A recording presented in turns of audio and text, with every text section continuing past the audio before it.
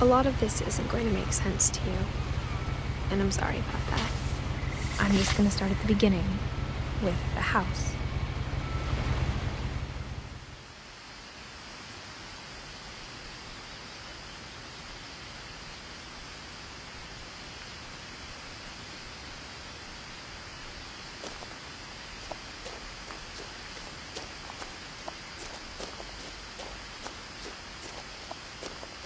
I lived here until I was 11, but I wasn't allowed inside half the rooms.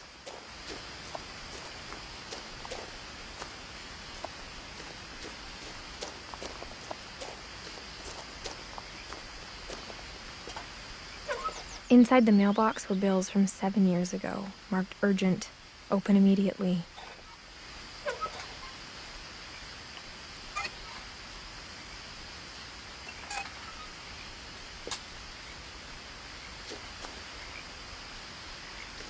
I hadn't been back since my brother Lewis's funeral.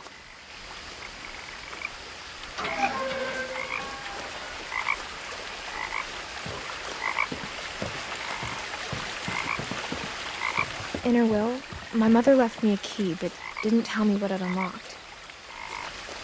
Maybe she thought I'd know, or she thought that the mystery would be enough to bring me back.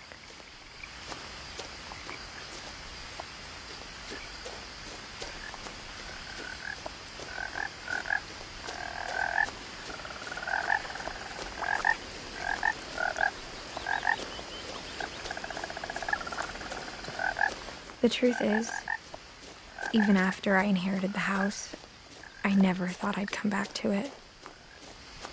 But now I had questions about my family that only the house knew the answers to. The woods around the house have always been uncomfortably silent, as if they're about to say something but never do.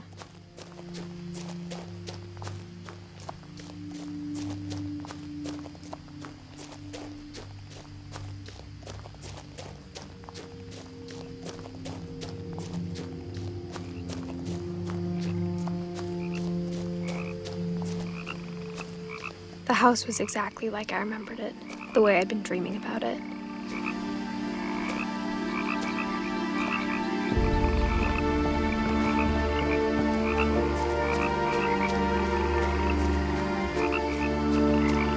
As a child, the house made me uncomfortable in a way I couldn't put into words.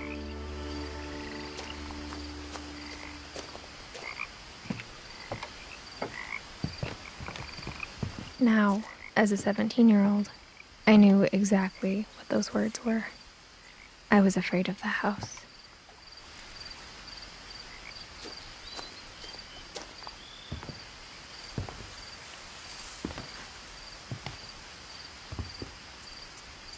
I hoped the key might unlock the front door. It didn't.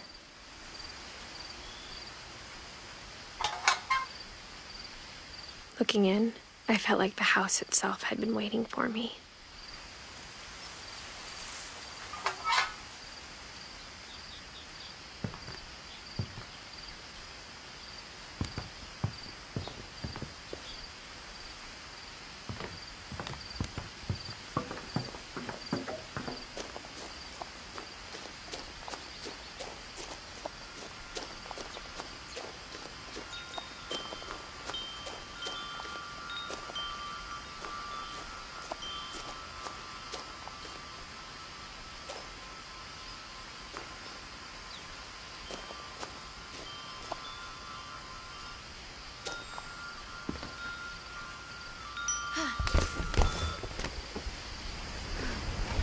Crawling through the doggy door used to be a lot easier when I was 11.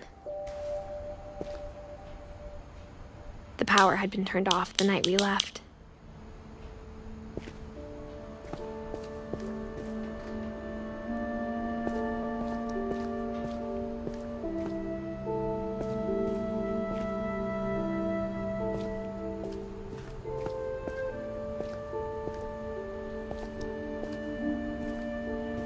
For the first time in years,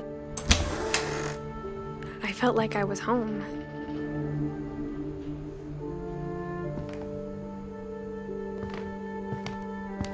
But instead of a family, there were just memories of one.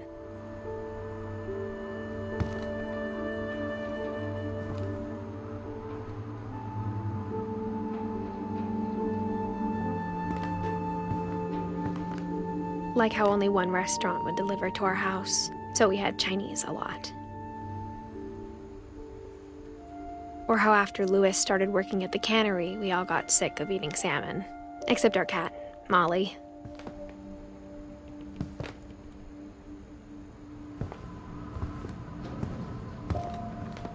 Nothing in the house looked abnormal. There was just too much of it, like a smile with too many teeth.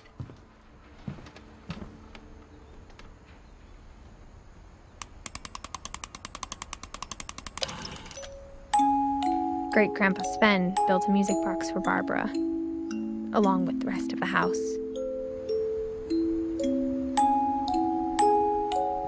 Mom always told me to stay out of the basement, so I wasn't too surprised when the key didn't fit.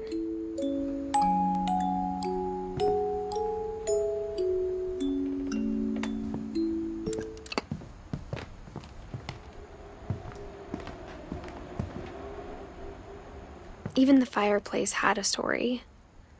Edie told me the bricks came from the original house, after it sank.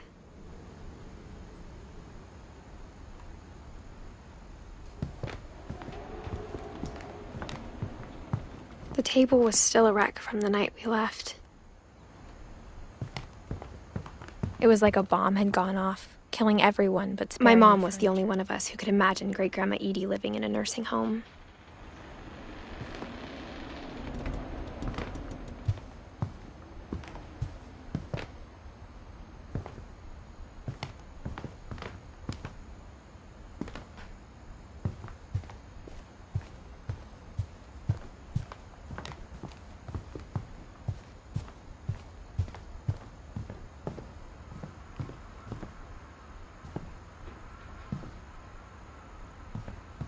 My mom wasn't much of an optimist, but she never stopped believing that my brother Milton was alive.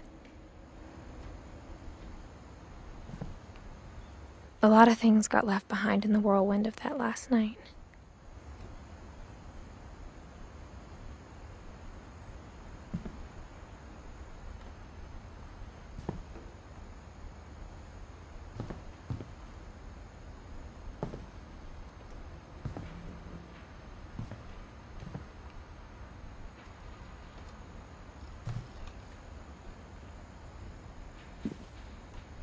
After Milton disappeared, Mom sealed up all the bedrooms. Then Edie retaliated and drilled peepholes.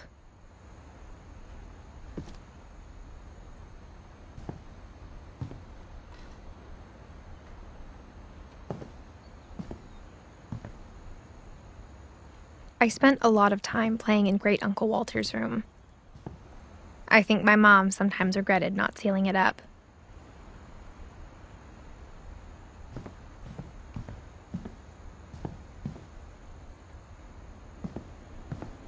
Louis told me there were secret passages, but I never believed him.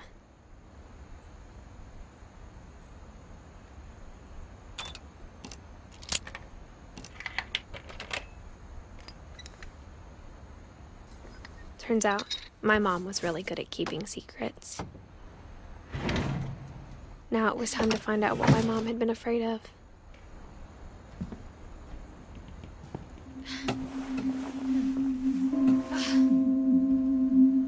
From the paintings on the wall, it was clear my brother Milton had been here before me.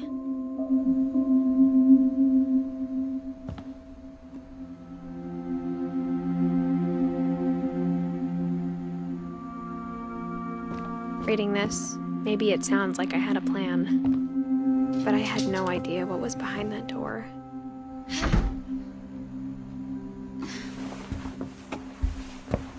Just like I had no idea where all this was gonna lead.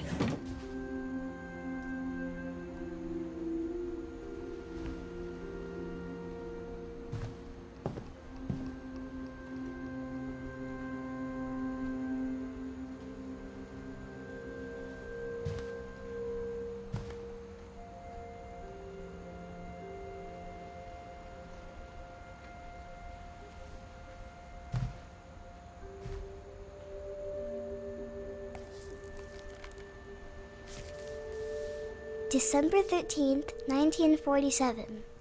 Dear Diary, I'll be gone soon, but I wanted to tell somebody about what's gonna happen. It started when Mom sent me to bed without dinner. I woke up and I was starving, so I looked around for something to eat.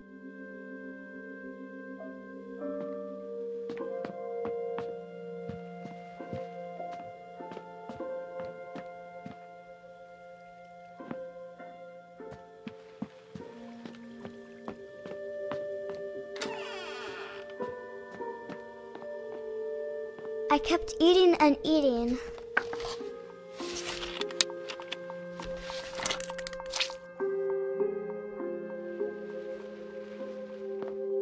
I ate a lot of things that night.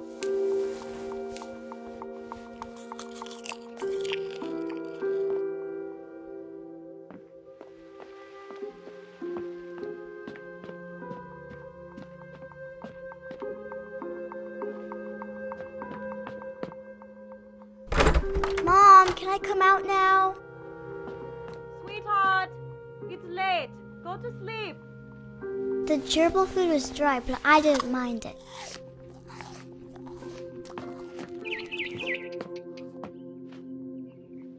My Halloween candy was all gone.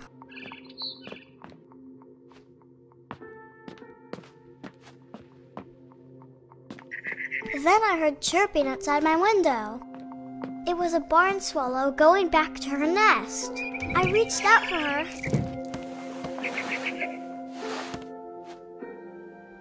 And suddenly, I was a cat.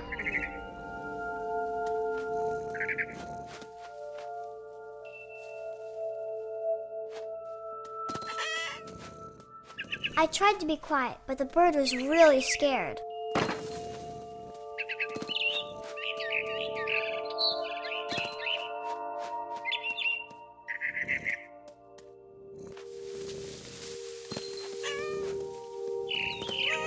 Mom and Dad didn't even look at me.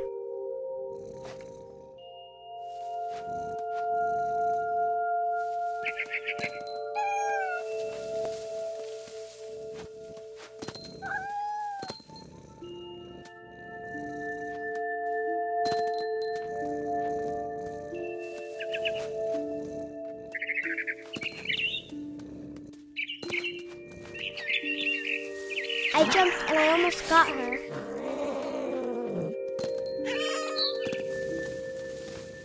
I could tell she was getting really tired. Now I was up in the big tree. I promised Dad I wouldn't climb it anymore. All I cared about was eating that mama bird. I gobbled her up. And suddenly, I was an owl. First, all I heard was the wind. Then I heard little teeth nibbling in the grass.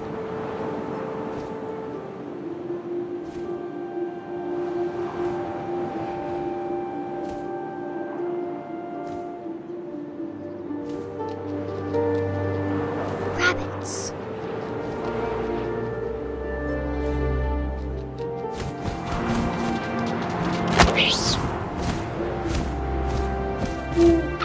I imagined his face looking up and seeing mine through my talons.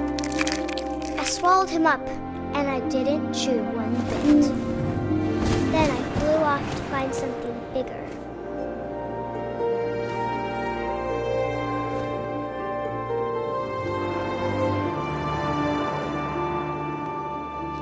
A mama rabbit.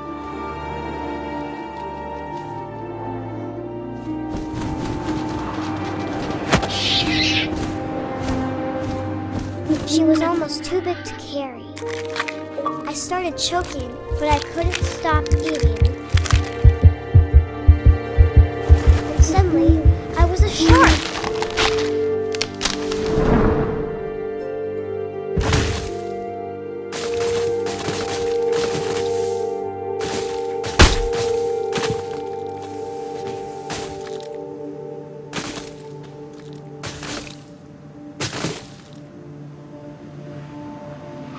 I rolled off a cliff and into the ocean. Now, I was hungrier than ever.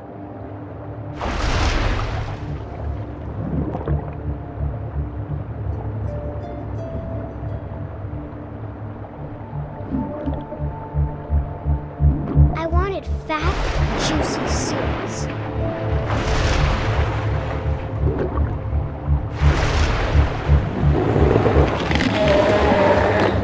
I tore off her flipper, and it tasted really good.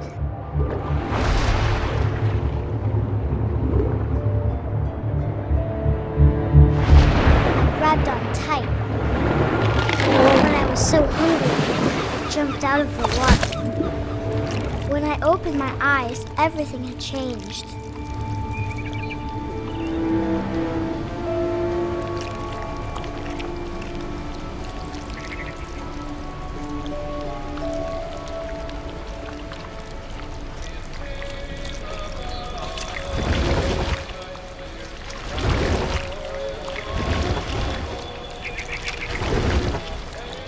Now I was a monster, and I smelled people everywhere.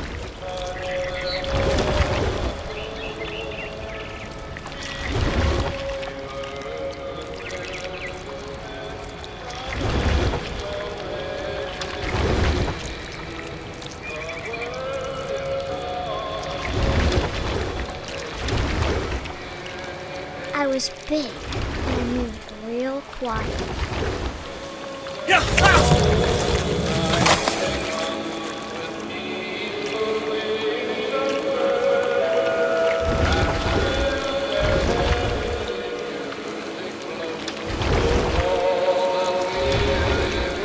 I wanted to stop, but also I didn't.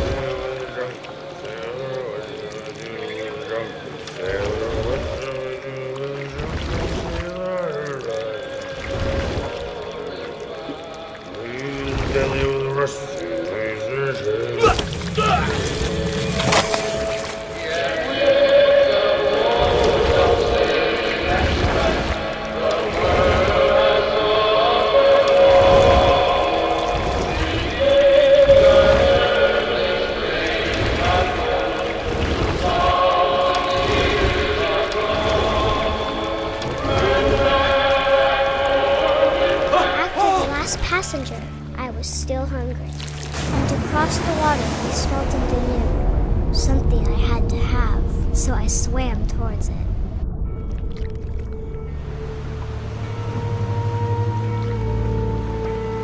I slithered onto the sand, and the good smell went into an old pipe.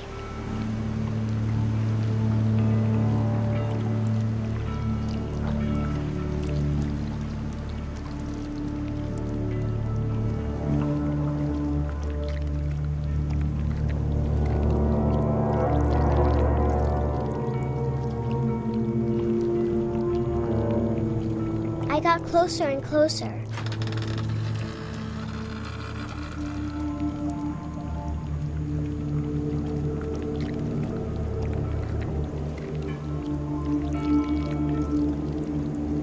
All my stomach started growling.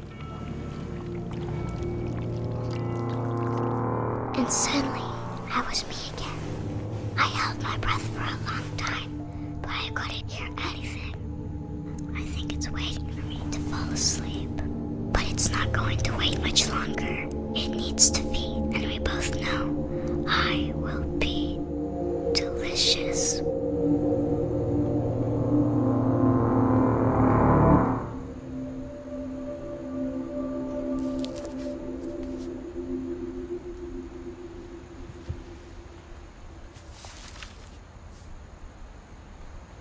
I'm not sure if I believed all of that, but I'm sure Edie would have.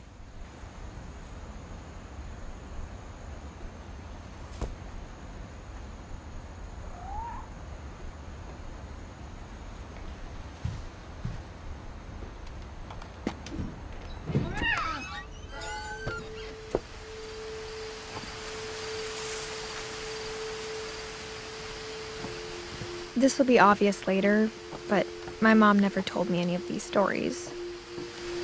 Edie would have, but Mom didn't like bringing up the past. Though, When we adopted a stray kitten, she was the one who named it Molly.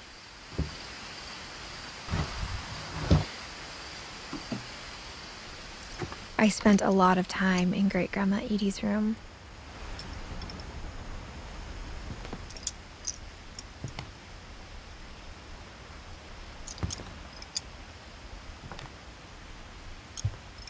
Louis died a week before we left, but Edie had already started to memorialize him.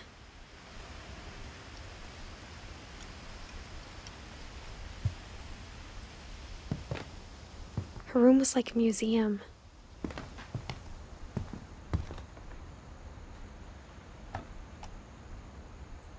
For 500 years, the Finches have been famous throughout Norway for their fortune and misfortune.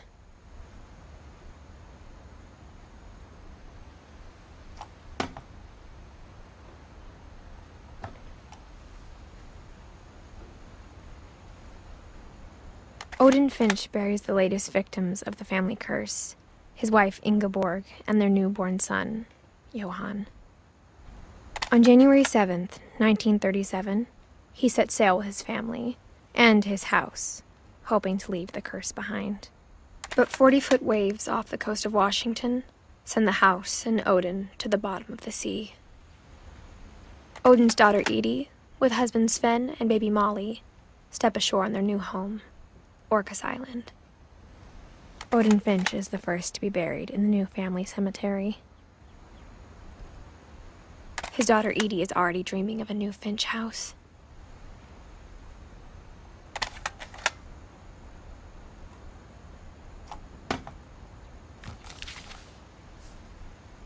Whatever's wrong with this family, it goes back a long ways.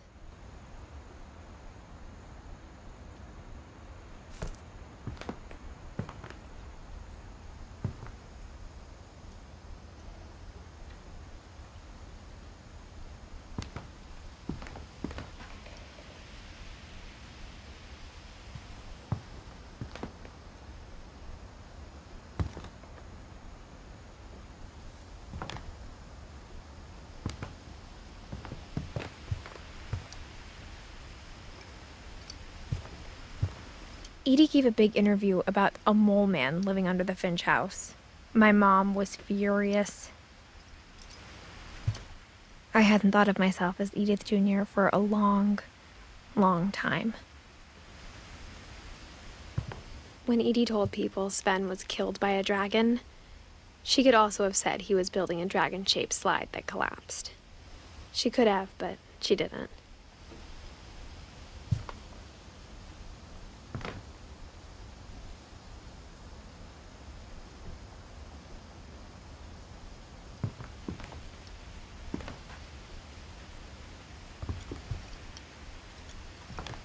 One summer, they evacuated the island, but Edie refused to go.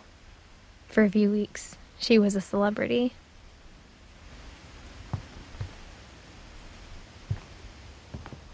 Even in her 90s, sometimes Edie seemed a lot younger than my mother.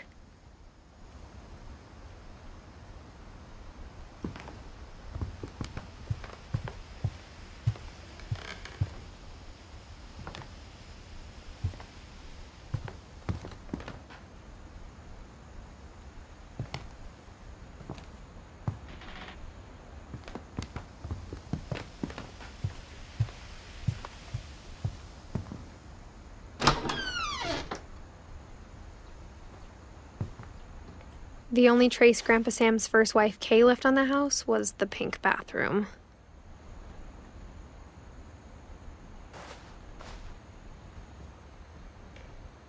It was a pretty big trace.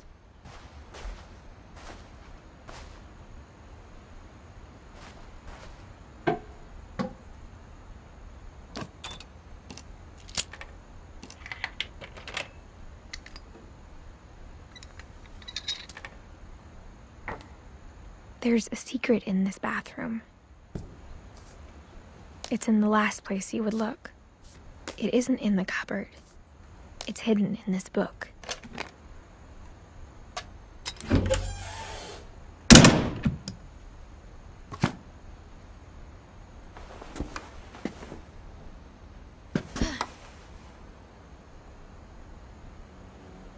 Sven gave Sam an old camera he'd refurbished. He never put it down.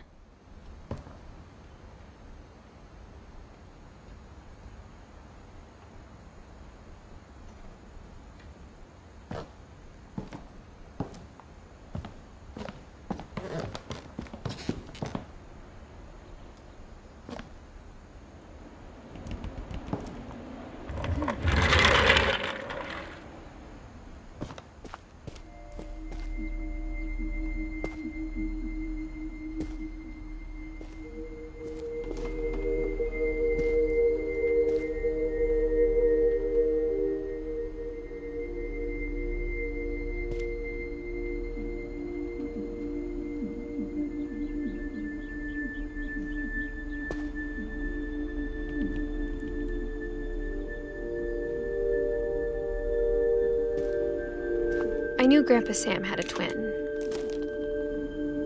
and that he never talked about him.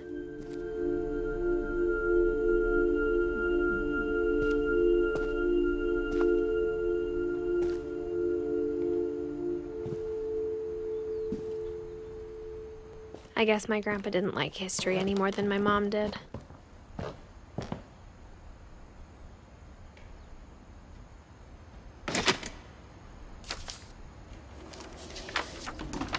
How I Want to Remember My Brother by Sam Finch. The thing I remember is that when he made up his mind, that was it.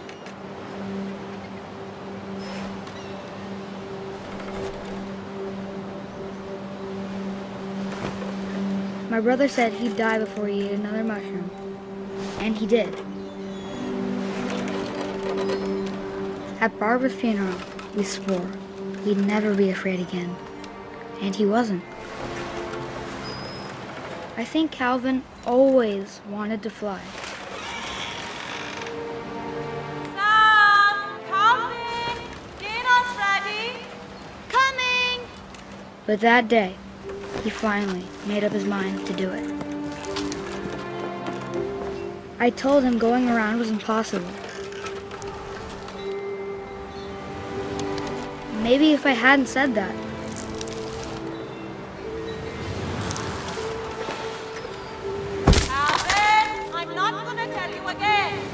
maybe if the wind hadn't picked up.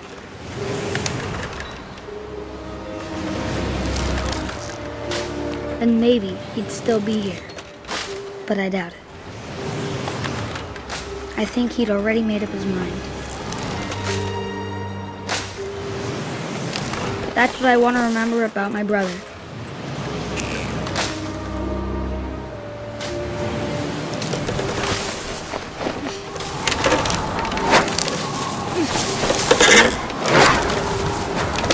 The day he made up his mind to fly.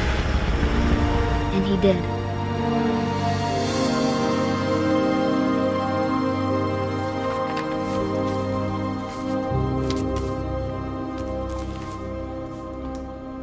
Calvin's story felt strangely familiar. When I was younger, I remember trying to do the exact same thing.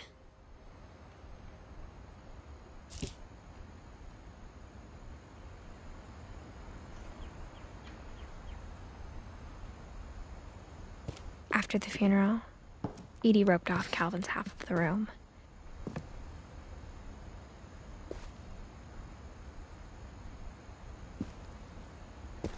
Mom said Grandpa Sam enlisted at 18 and never set foot in the room again.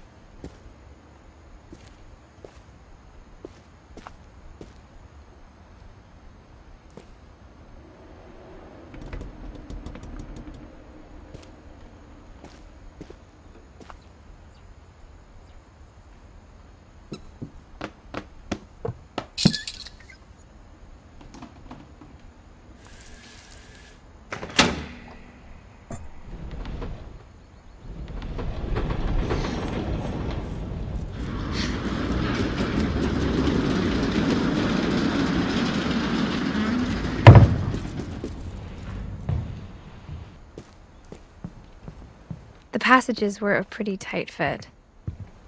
They'd obviously been built for smaller hands and bellies.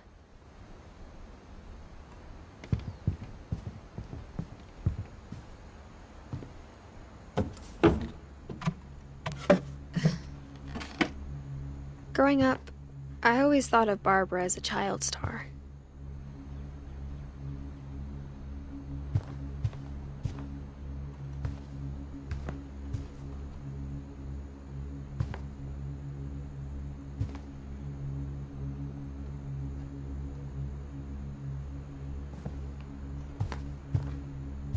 I never thought about how hard it must have been for her afterwards.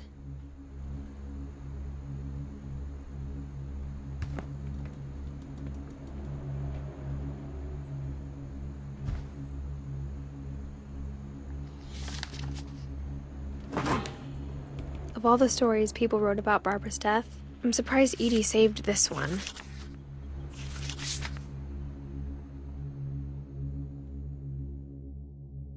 Old Jack here with another ghastly tale inspired by America's most unfortunate family.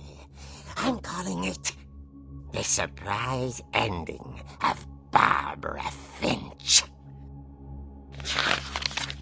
As a child star, Barbara was famous for her scream. Now at 16, she was all washed up.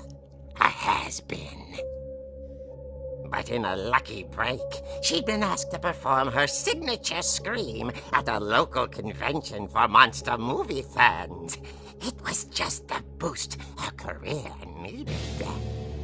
Unfortunately, her scream hadn't aged well. Getting better. I think you just need the right motivation.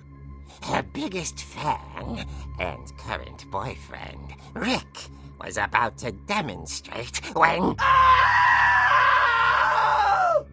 Now that was a great scream. It was Barbara's father, Sven. He'd slipped into a table saw and had to be rushed to the emergency room. So Barbara got stuck babysitting her youngest brother, Walter. Her convention comeback was cancelled. Okay, I'm hearing frustration, but I'm not hearing terror. What if I tried... A gang of hoodlums in Halloween masks have been terrorizing Orcas Island tonight. Police are urging residents to... That came from the basement. You're right! Also, I loved your delivery on that. Why is your basement door locked? Because my dad likes making puzzles and secret passages. There's a key hidden in the music box. The secret is to keep winding and winding until finally the key pops out. Thanks, babe. I'll be back in a sec. 20 minutes later, Rick hadn't returned. So Barbara went to look for him, right on cue. She reached for the music box. And as she wound the key, she listened for Rick, but the house was silent.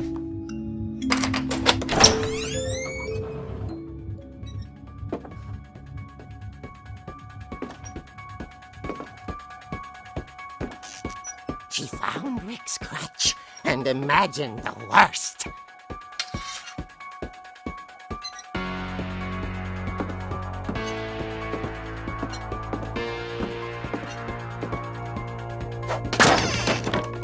The gang's leader is the infamous Hookman killer, Dr. Carl Hamill, who impaled and then ate his family 10 years ago tonight.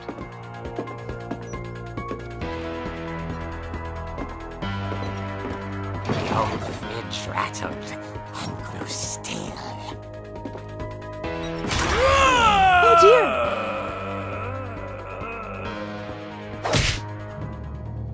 Oh! Rick? Barb, relax. I was just trying to scare you to help you find your scream. Well, I'm not scared, Rick. I'm furious. Then act furious. All I'm getting from you now is that you're hurt and confused and you're... She threw him out, but she kept a little something to remember him by.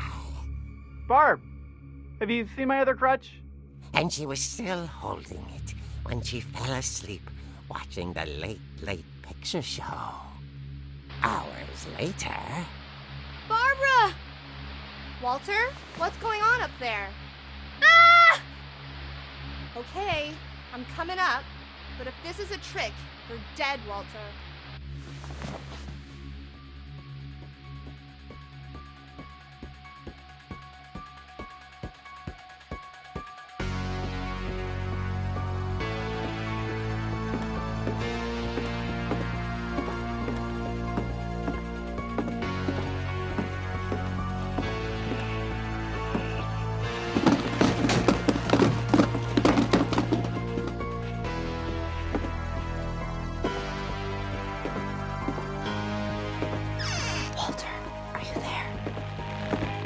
Walter had vanished, but his bedside radio was still on. Orcas Island police describe the man as 6 feet tall, with a steel hook for a hand. Residents are urged to lock all doors and windows and notify the police of any suspicious activity. Barbara turned, saw the hook man, and was speechless. He was quite smashing.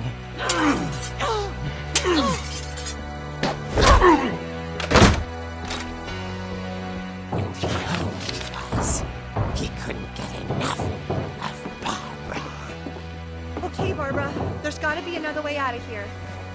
That night, she played her part beautifully.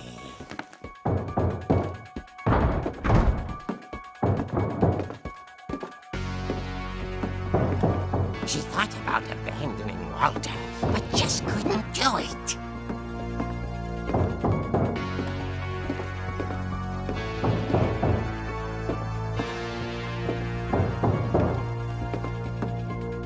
Molly's door hadn't been opened in years. The hinges groaned.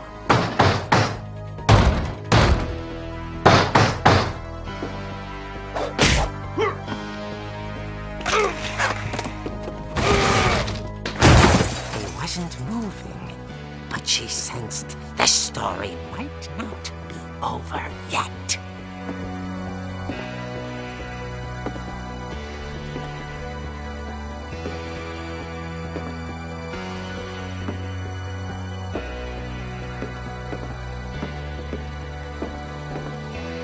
The hookman had vanished. She listened for his breathing, but all she heard was...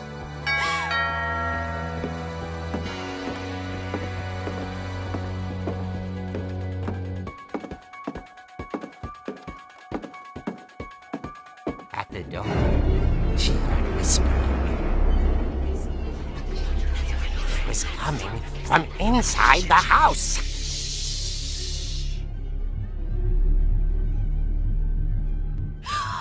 Oh dear. The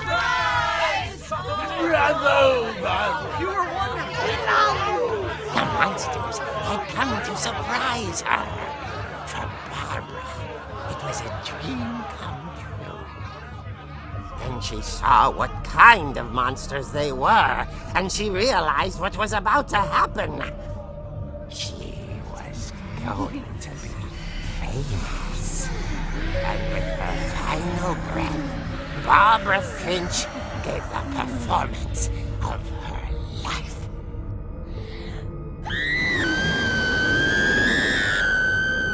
I wasn't there myself, but I hear Barbara was magnificent. Poor girl. She had a taste for stardom.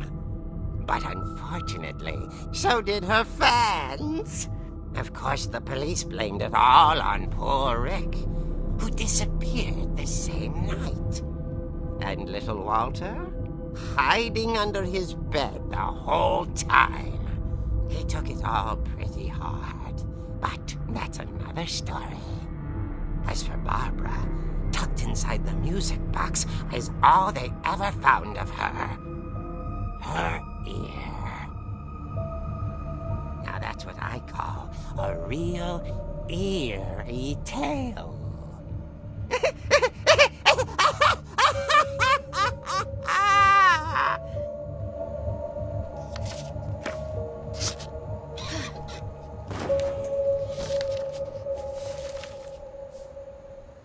Edie told me all Barbara wanted was to be remembered, as absurd as that comic was.